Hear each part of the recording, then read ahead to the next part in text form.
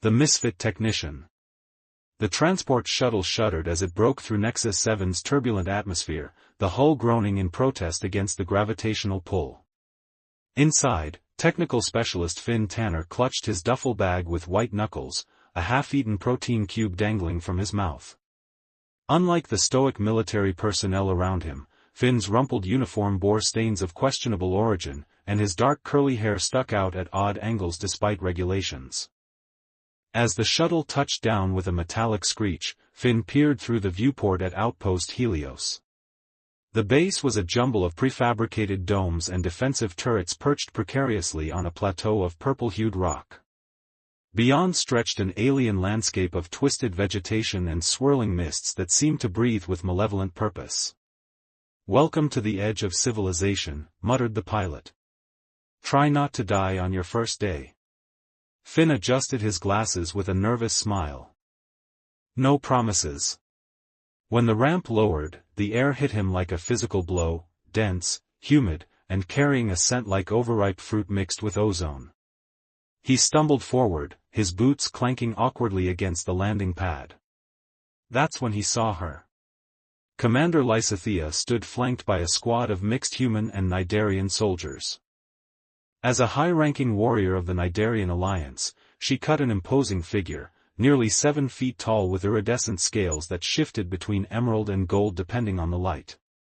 Her four-fingered hands rested casually on dual energy blades, and her vertical pupils narrowed as she assessed the new arrival. "This is our technical specialist," she asked, her voice a melody of clicks and hums that the translator converted to crisp, accented English. Her head crest flared slightly, a sign of disbelief among her kind. "Technical Specialist Finn Tanner, reporting for duty," Finn said, attempting a salute while juggling his bag and dropping his protein cube in the process. He scrambled to pick it up, then thought better of it as it landed in a puddle of something viscous. Lysithea's inner eyelids flickered, the Nidarian equivalent of an eye roll. "The Alliance sent us a clown. How fortunate that we face only extinction." One of the human officers, Lieutenant Jenna Wade, stepped forward with a grimace. "Commander, he comes highly recommended by Central Command. His file says he was transferred 3 times in 2 years, Lysithea interrupted. "I know how to read between human lines, Lieutenant." Finn shifted uncomfortably. "In my defense, that incident on Europa base was mostly resolved, and the tentacle growth was completely temporary." A ripple of nervous laughter ran through the human contingent. The Nidarians remained stone-faced. Lysithea leaned down until her face was inches from Finn's. "Listen carefully, little human. We are the last line of defense between the Varaxian horde and 3 inhabited systems. This is not a playground for your experiments." "Yes, Commander. Absolutely. No playground." "Got it." Finn nodded emphatically, even as he noticed a loose wire on the commander's shoulder communicator and had to physically restrain himself from fixing it. The base tour was brisk and utilitarian. Lieutenant Wade pointed out essential facilities with military efficiency while Finn attempted to absorb the complex layout of Outpost Helios. The place was a marvel of joint engineering, human technology melded with Nidarian biological components. The walls themselves seemed to pulse with life support systems that were half mechanical, half organic. "The defense grid is our priority," Wade explained as they reached the operations center. "We've been experiencing failures in sectors 3 through 7. Random power fluctuations, targeting systems going offline. Command suspects Varaxian sabotage." Finn ran his fingers through his hair, leaving it even more disheveled. "Have you tried rebooting the quantum processors? Sometimes they get stuck in a feedback loop when—" "We have tried everything in the manual," Lysithea said, appearing silently behind them. "Tomorrow you will accompany my squad to the perimeter nodes. Tonight, rest. If you can manage that without breaking anything." The barracks were Spartan but comfortable enough. Finn's bunkmate, a muscular human engineer named Dominic, greeted him with a firm handshake and immediately launched into stories about previous technicians. Last guy lasted 3 weeks before requesting transfer, Dominic said, lowering his voice. The one before him came back in a body bag. Varaxian ambush. That's encouraging, Finn replied, unpacking a bewildering array of modified tools and what appeared to be a small potted plant. Is the commander always so terrifying? Absolutely. But she's kept us alive longer than anyone expected. Dominic glanced at the plant. What's that for? Finn stroked one of the leaves affectionately. This? Oh, just a little project. It detects certain toxins common in Varaxian bioweapons. Also makes a decent cup of tea. Morning came too quickly on Nexus 7, the alien sun barely distinguishable through the perpetual haze. Finn joined Lysithia's squad at the transport bay, armed with his toolkit and wearing a helmet that sat awkwardly on his head. The defense node is 5 clicks east, Lysithia briefed them. Maintain combat formation. The mists hide many predators, both native and Varaxian. The journey was tense, the squad moving through terrain that shifted between rocky outcroppings and fields of vegetation that seemed to recoil at their approach. Finn tripped twice, earning hisses of annoyance from the Nidarians and sympathetic grimaces from the humans. They reached the defense node, a 10-foot spire of metal and biotech that should have been emitting a steady blue pulse. Instead, it flickered weakly, its targeting array spinning aimlessly. You have 15 minutes, Lysithia said, positioning her squad in a defensive perimeter. After that, we retreat whether it's fixed or not. Finn knelt beside the node, popping open access panels and muttering to himself. Well, that's not right, who wired this like that? Is that gum? Someone used gum as a conductor? He lost himself in the work, fingers dancing across circuits and bypassing damaged systems with improvised solutions. He didn't notice the silence that had fallen until Lysithia's voice cut through his concentration. Movement. 3 o'clock. From the mist emerged shapes, sleek, insectoid forms with carapaces that absorbed light rather than reflected it. Varaxians. Their segmented bodies moved with predatory grace, weapon appendages humming with energy. Specialist. Time's up. Lysithia barked. Just one more. Finn twisted 2 wires together, then jammed a small device of his own making into the node's core. The first Varaxian scout leapt, its mandibles spread wide.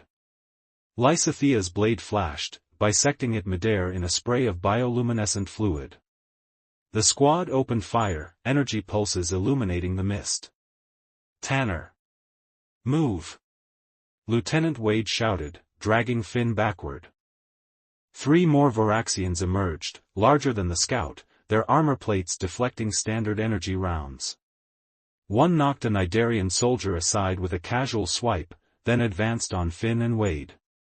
Oh hell, Finn muttered, fumbling with his toolkit. This isn't going to work unless...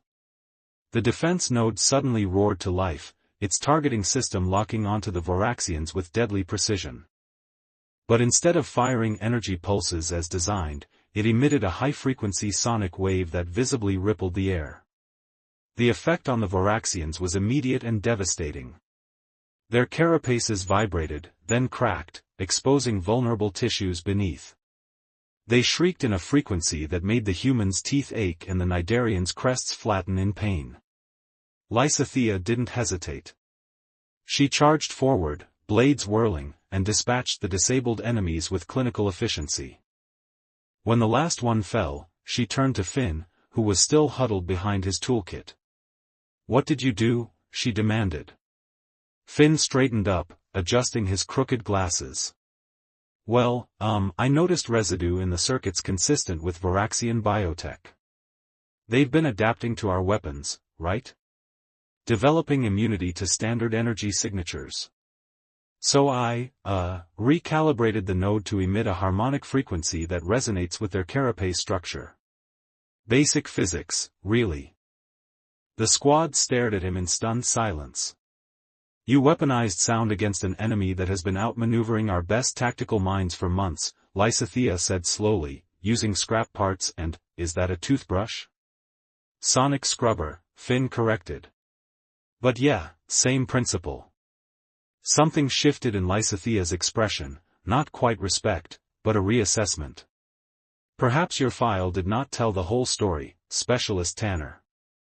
As they returned to base, Finn's modified defense node humming protectively behind them, he noticed that the squad had subtly rearranged their formation. He was no longer at the rear, but protected within their center. And once, when he stumbled on a rock, Lysithea's hand shot out to steady him, firm but not unkind. Thanks, he said. Don't mention it, she replied, then added more quietly, and well done, human. Well done indeed. The Ancient Awakening. The success of Finn's sonic defense modification rippled through Outpost Helios like an electric current. Technicians scrambled to implement his design across the perimeter, while tactical officers revised battle plans to incorporate the new advantage. For 3 days, Varaxian incursions dropped to zero, an unprecedented respite in the grinding war. On the 4th morning, Finn sat in the mess hall, surrounded by soldiers who had previously ignored him. He picked at his breakfast, a gelatinous nutrient cube that tasted vaguely of cinnamon and regret, while explaining his theories on Varaxian biology. Their exoskeletons aren't just armor, he said, sketching on a datapad. They're communication networks. That's why the sonic disruption works so effectively, it's like shouting in a library. Breaks their concentration. Lieutenant Wade nodded appreciatively. Could we amplify the effect? Maybe mount emitters on our patrol vehicles? Maybe, but there's a risk they'll adapt. Varaxians evolve surprisingly fast for silicon-based lifeforms. A shadow fell across the table. Commander Lysithea stood with her arms crossed, her scales shifting to a deeper emerald, a color Finn had learned indicated seriousness among Nidarians. Specialist Tanner. My office. Now. The mess hall fell silent as Finn gathered his things, offering an awkward shrug to Wade. He followed Lysithea through corridors that seemed more humid than usual, condensation beating on metal surfaces. Her office was sparse by human standards, no personal items, just weapons mounted with ceremonial precision and a holographic display of the surrounding terrain. Finn noticed with surprise that she'd added his sonic disruptor design to her tactical overlay. We have a problem, she said without preamble. 2 scouts failed to report in last night. Their last transmission came from the western ridge, near what we believe to be an abandoned Varaxian tunnel. Finn shifted uncomfortably. Shouldn't you be telling this to your security team? I'm just a tech specialist. The scouts reported unusual energy signatures before disappearing. Similar to your sonic disruptor, but inverted. Her vertical pupils dilated slightly. They also reported hearing voices. Voices? What kind of voices? Their own. Lysithea's head crest flattened, concern, Finn had learned. I'm assembling a small team to investigate. You will accompany us. I'm flattered, Commander, but this is not a request.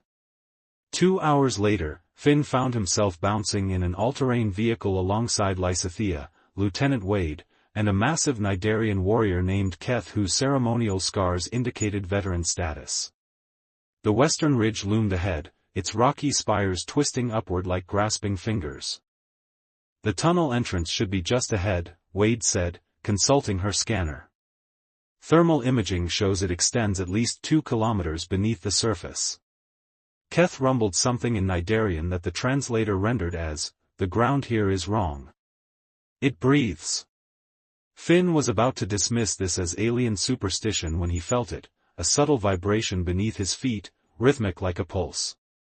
He crouched and pressed his palm against the purple-hued soil. He's right, Finn said. There's a harmonic oscillation coming from below. Regular intervals, approximately 17.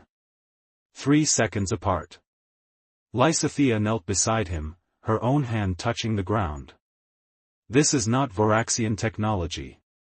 Their machinery is organic, chaotic. Maybe it's not machinery at all, Finn murmured. The tunnel entrance was partially collapsed, requiring them to squeeze through a narrow opening. Inside, the air grew thicker, carrying a scent like burnt copper and something else, something ancient. Their helmet lights cut swaths through darkness that seemed to resist illumination. The scout's last signal came from 300 meters ahead, Wade reported, her voice hushed. As they advanced, Finn noticed patterns etched into the tunnel walls, not Voraxian script, which mimicked their body segments, but something more fluid, almost hypnotic in its repetition. He ran his fingers along the markings, feeling a faint electrical tingle. These are conductive, he whispered. The whole tunnel is a circuit.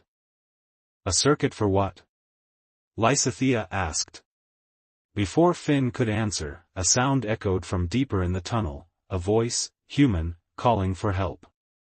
That's Corporal Reynolds, Wade said, raising her weapon. One of the missing scouts. Lysithea signaled caution as they approached a chamber where the tunnel widened. The voice called again, more desperate now, but something about it raised the hairs on Finn's neck. The chamber was vast, its ceiling lost in darkness. At its center stood a structure like a massive crystal, pulsing with internal light that shifted through spectrums both visible and not.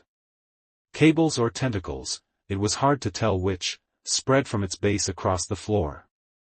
And before it stood Corporal Reynolds, or something wearing his form.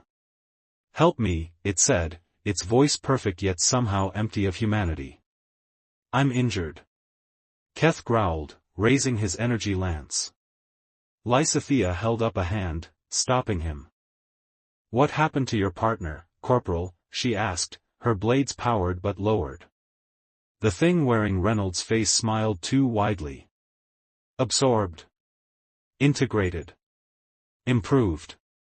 Its voice changed, becoming a chorus.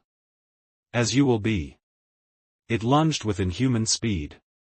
Keth fired, his lance spitting energy that struck the creature's shoulder. Instead of wounding it, the bolt seemed to be absorbed, the damaged tissue regenerating instantly.